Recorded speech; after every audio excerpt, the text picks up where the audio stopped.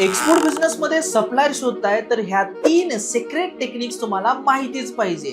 जय महाराष्ट्र मित्रांनो, आज आहे 21 दिवसात बना इम्पोर्ट एक्सपोर्ट योद्धा या सिरीजचा भाग दुसरा, ज्यामध्ये मी तुम्हाला सांगणार आहे की तुमचा सप्लायर तुम्ही कसं शोधू शकता. नंबर 1, B2B प्लॅटफॉर्म, ज्यामध्ये ट्रेड इंडिया आणि इंडिया मार्ट वरनं हजारो सप्लायर पर्यंत तुम्ही इझिली पोहोचू शकता. नंबर 2 आहे ट्रेड फेअर आणि एक्झिबिशन्स. या ठिकाणी तुम्ही थेट व्हिजिट करू शकता आणि हे एक्झिबिशन्स पुणे, मुंबई, बँगलोर, चेन्नई, हैदराबाद अशा वेगवेगळ्या विविध लोकेशनला असतात.